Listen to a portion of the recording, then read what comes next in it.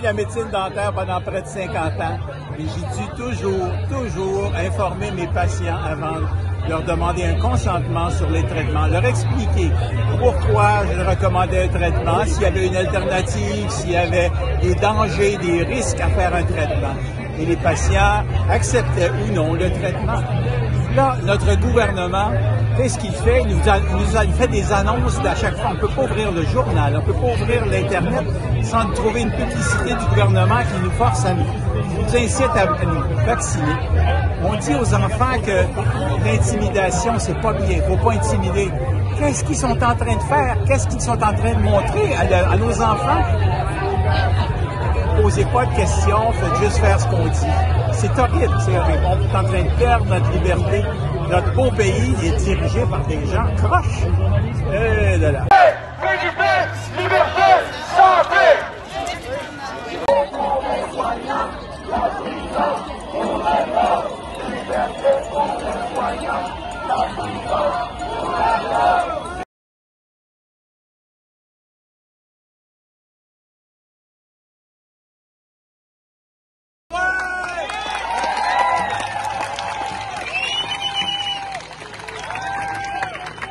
J'aimerais ça, juste premièrement, vous remercier de tout être là. C'est...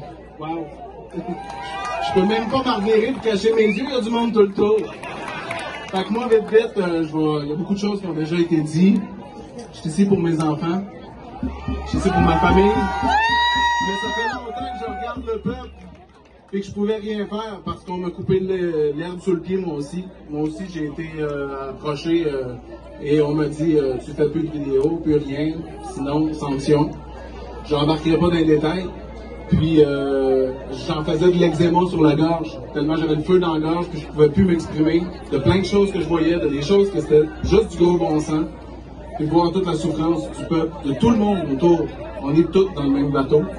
Puis c'est ça, je pense que c'est normal qu'on ait pas confiance quand c'est de l'incohérence depuis 18 mois. Notre santé, là, je pense que c'est quelque chose qui nous stresse tous. On veut être en santé, on veut profiter de la vie, on veut être heureux. Mais juste là, tout notre heureux, il nous l'enlève.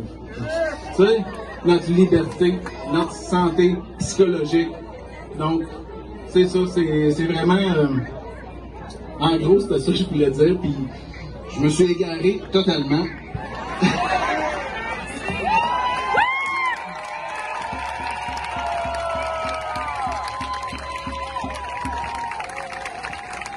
Je voulais juste dire au monde de ne pas avoir peur, peu importe, on soit dans le milieu de la santé, les professeurs, tout le monde, s'ils nous obligent de faire ça, s'ils se permettent de nous faire vivre tout ça, c'est parce qu'on leur permet de le faire. Si on dit non, ils ne pourront plus le faire. C'est nos employés. Merci. Parce que j'avais des points de vue opposés au discours du gouvernement. Ils m'ont interrogé sur des publications que j'ai partagées sur ma page privée Facebook. Je suis pas la seule. J'ai rencontré à peu près 8 autres infirmières et infirmiers qui ont eu la même expérience que moi avec leur ordre. Depuis fin mars 2020, j'ai utilisé les réseaux sociaux pour partager des informations sur les risques bénéfiques du port du masque, des vaccins et des alternatives de santé conventionnelles que j'utilise. Ce qui m'a le plus choqué, c'est quand le syndic m'a dit que je devais laisser les spécialistes à M. Legault prendre en charge cette pandémie.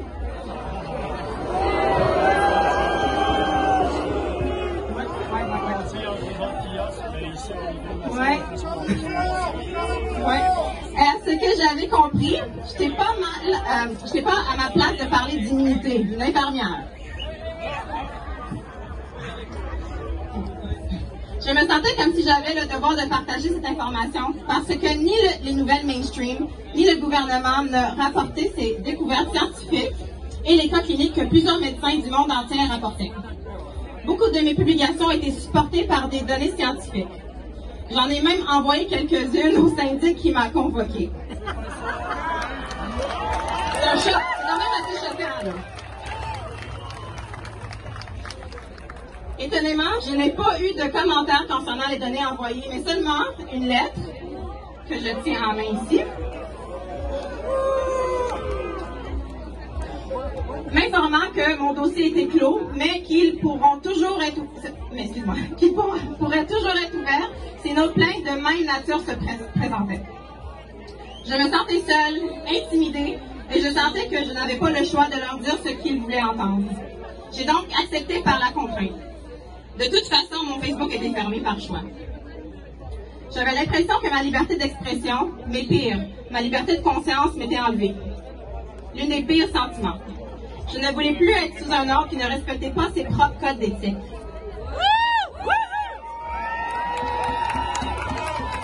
Cependant, à ce moment-là, j'ai su que cela signifierait que je ne pourrais plus exercer en tant qu'infirmière et soigner les gens. 2-3 mois s'écoulent. Pendant ces mois, les tests, le port du masque, les chirurgies et autres soins importants reportés. Et encore jusqu'à ce jour. J'ai mis ma part de côté et je suis redevenue une guerrière du clavier. En pensant à toutes ces personnes que je pouvais aider, m'a redonné de l'énergie, de la volonté et du courage pour parler. J'ai réalisé que je ne devais pas abandonner si facilement.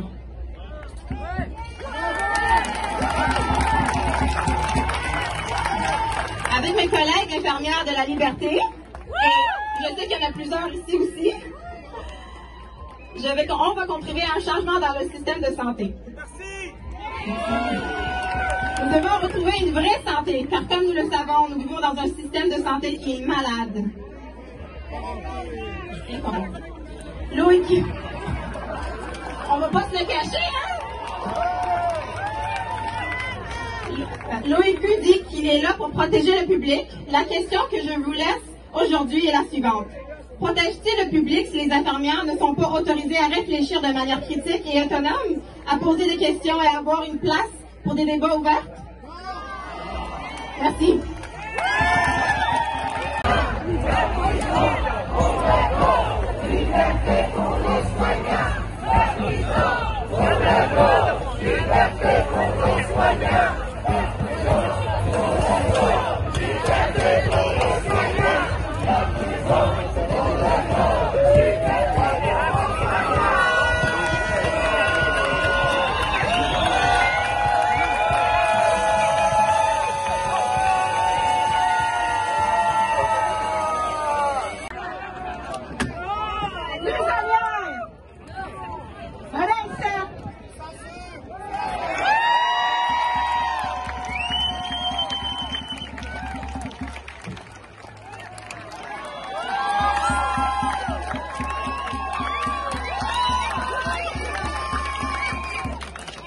Merci, amis, confrères, consoeurs, peuple du Québec.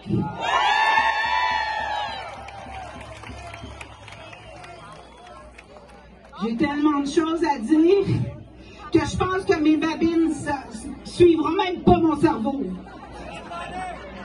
Le gouvernement rend la vaccination obligatoire, consentement détourné en catimini non constitutionnel. Bang! C'est tombé. Les anges ont les ailes coupées. Et elles sont maintenant dans une belle cage dorée. Depuis le temps que je suis infirmière, je n'ai jamais vécu un gouvernement faire aller le mange-patate, se faire aller le mange-patate comme ça. Je m'arrête au fait que le pourcentage des personnes touchées, que ce soit la santé, l'éducation. Pourquoi? Ah.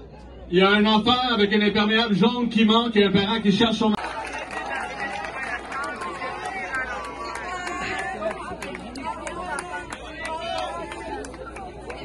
Certains sont l'enfant libre.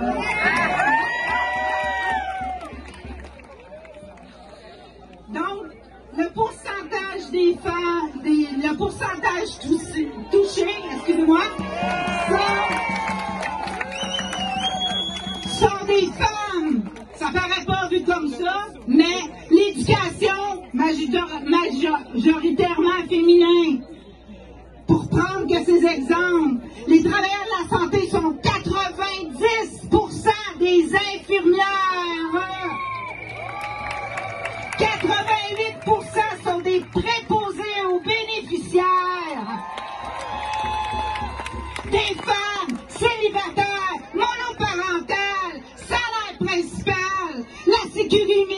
sécurité monétaire va devenir l'insécurité monétaire.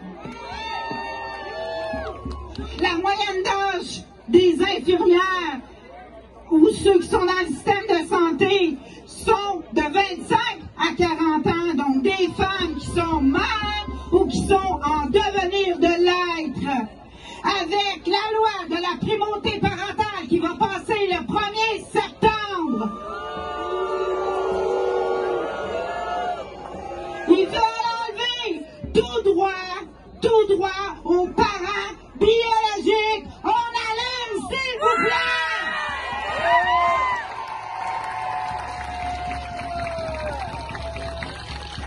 Les travailleurs sont pris parce que un certain monsieur Docteur Massé, en passant, il est parti, il a lancé sa bombe mercredi, il a pris un petit temps de repos parce qu'il est malade. Vendredi, il a dit,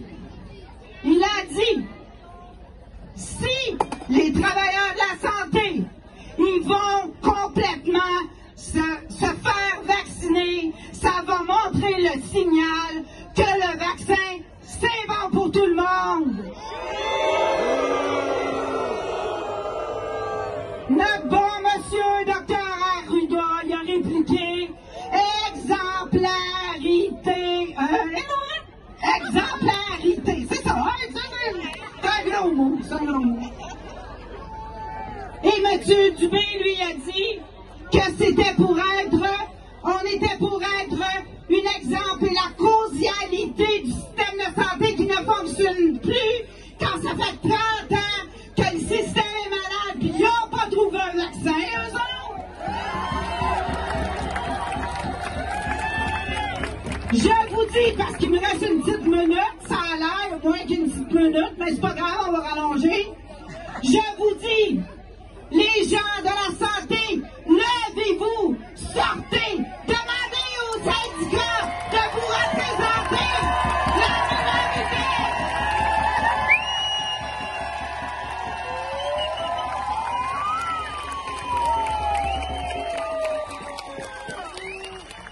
Le syndicat représente la démocratie. La minorité a autant de droits que la majorité. S'il vous plaît, rassemblez-vous, sortez dans les rues, sortez, restez pas dans votre coin à être seul. Le 1er septembre, il y a une manifestation au CHU à Montréal. On vous demande d'être là en grand nombre, s'il vous plaît.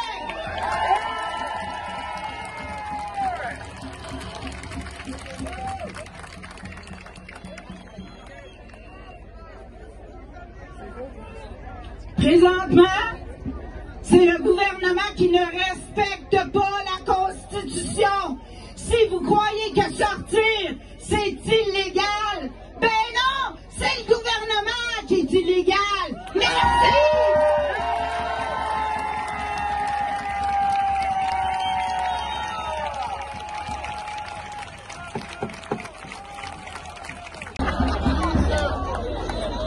Alors, je vais en profiter. Merci à tout le monde d'être ici. Vraiment. Très profondément.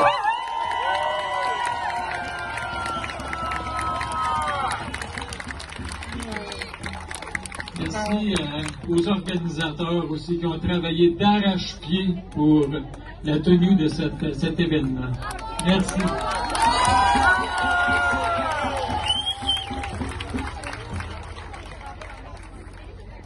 Il y a eu beaucoup de paroles dites, beaucoup plus sages que ce que je peux avancer en avant. Alors, je vais vous inviter peut-être à fermer les yeux, tout le monde, faire un 30 secondes de silence. Rentrer en contact avec le souffle.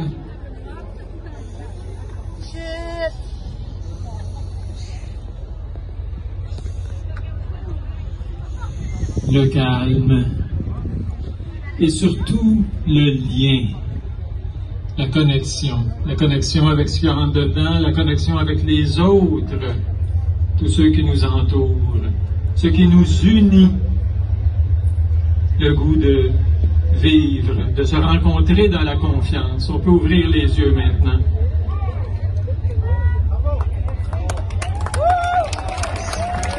Les paroles, vous savez, les paroles s'envolent. Le lien doit rester.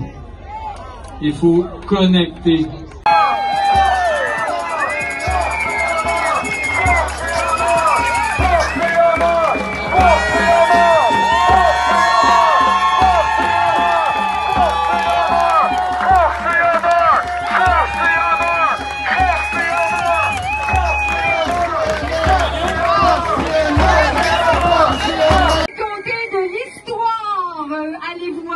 Mes chers collègues, du côté de ceux qui se tiennent debout ou de ceux qui se taisent et fléchissent face à la peur, le formatage et les menaces de Monsieur Roberge.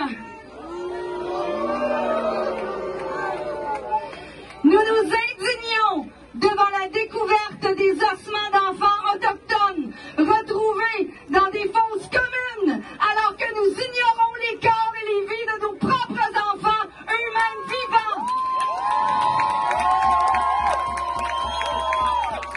Piqués, masqués, codés. Au nom du devoir de loyauté envers les autorités religieuses de l'époque, les enseignantes et les enseignants ont accepté d'imposer des mesures inhumaines aux enfants autochtones qui leur étaient confiées en les déracinant de leur famille et de leur tradition. Comme il est écrit dans les livres d'histoire, il fallait sortir l'Indien de l'enfant.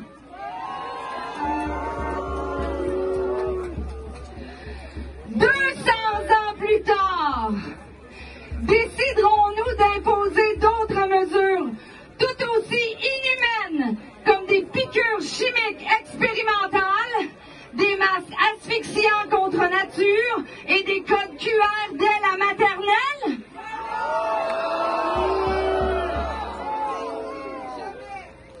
Nous, enseignantes et enseignants du Québec, corrigeons l'histoire.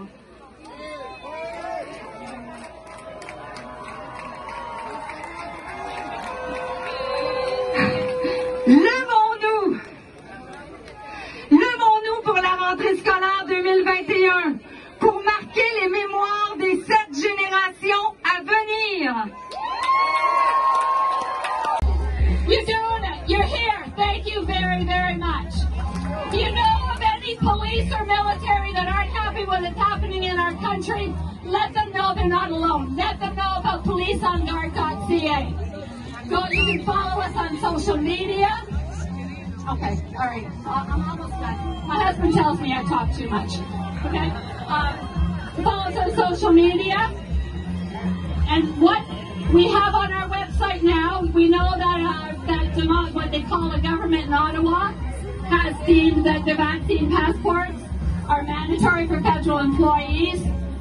In conjunction with Rocco Galati, we are spearheading a lawsuit to protect all those employees. So you can go to our website, you can sign up, please read the criteria. If you qualify, send us an email. We are being absolutely swamped, but we are doing our best. So with that, I'll leave you because I've been told to be quiet, so I'll tell you, stay strong, stay together, because we do win this battle.